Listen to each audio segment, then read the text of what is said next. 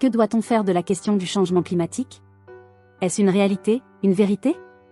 C'est une bonne question, parce qu'une fois de plus, nous allons pouvoir attirer votre attention sur le fait qu'il existe un nouveau plan de conscience auquel vous pourriez avoir accès, sur lequel cette question ne se pose pas en termes de vrai ou faux.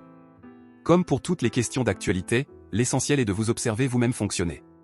Ces questions viennent-elles stimuler votre envie de combattre, même pour une bonne cause? Alors nous vous disons que vous n'en avez pas terminé avec votre monde éclaté, et votre vision diffractée. Tant que vous vivez en mode combatif, vous créez sans cesse cette réalité de guerre, envouée à l'extérieur de vous. Toutes vos guerres actuelles n'existent que parce qu'elles existent en vous, dans vos modes de pensée. Le problème ici n'est, une fois encore, pas celui du réchauffement de votre climat extérieur, mais bien celui de votre climat intérieur. C'est votre conscience qui doit changer, se réchauffer jusqu'à pouvoir faire fondre toutes vos carapaces de protection. Parfois, quand notre conscience change, nous nous rendons compte que les choses ne sont pas justes et nous ressentons l'envie d'agir pour rétablir l'équilibre, la justice. Agir n'est pas ce que vous croyez. Agir ne peut reposer sur des croyances. Vous entendez parler de réchauffement climatique et aussitôt vous voulez agir. Mais vous n'agissez pas, vous vous opposez, vous vous révoltez. Ce n'est pas cela agir.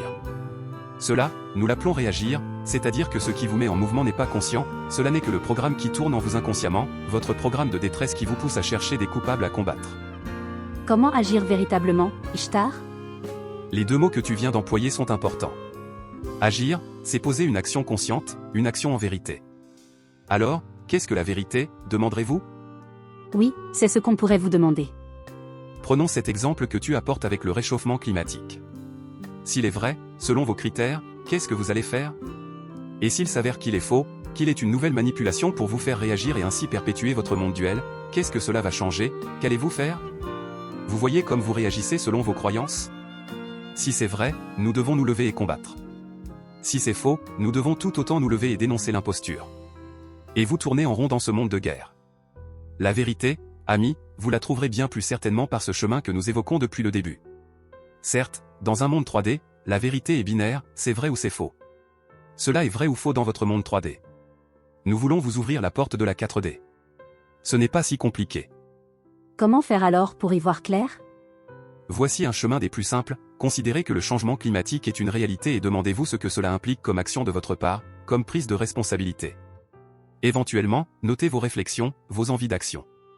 Considérez ensuite que le changement climatique n'est pas une réalité, mais éventuellement un mensonge, et demandez-vous ce que cela implique comme action de votre part, comme prise de responsabilité. Prenez note de la même manière. La vérité est ce qui se retrouve sur vos deux listes en même temps. Le reste est faux et perpétue la dualité sur votre monde. Ainsi apprendrez-vous à découvrir, en vous, cet accès à la 4e dimension, qui sera celle du véritable discernement. Nous pourrions envisager ta question sur le changement climatique encore sous un autre angle en vous mettant devant la question suivante, avez-vous besoin de considérer le changement climatique comme une réalité pour prendre votre responsabilité afin de mieux aimer et de mieux gérer votre planète et tous ses habitants? Ou encore, avez-vous besoin de considérer le changement climatique comme un mensonge pour prendre votre responsabilité afin de mieux aimer et de mieux gérer votre planète et tous ses habitants? Voilà ce que nous pouvons répondre, Foelia, pour vous apprendre à toujours hausser votre regard au niveau du cœur, afin de ne plus barboter dans toutes ces polémiques qui ne nourrissent que les forces qui souhaitent vous maintenir tout en bas de vous-même. Aujourd'hui, vous êtes attendu ailleurs, au meilleur de vous-même. Merci, amis d'Ishtar, pour ce regard que vous nous prêtez. Merci de ne pas répondre au niveau de nos questions, mais de toujours proposer le cran du dessus. C'est notre joie. Et nous savons que c'est aussi la vôtre, vous qui êtes sensible à nos rappels. Nous sommes heureux d'être à vos côtés, toujours et pour toujours. Merci. Si vous souhaitez me rencontrer, n'hésitez pas à venir faire un tour sur mon site, foelia.net. Là, vous pourrez me lire, mais aussi m'écrire et me poser vos questions. Je me ferai une joie d'y répondre autant que possible. Belle journée à chacun d'entre vous, et belle aventure, sur ce monde incroyable que nous co-créons à chaque instant.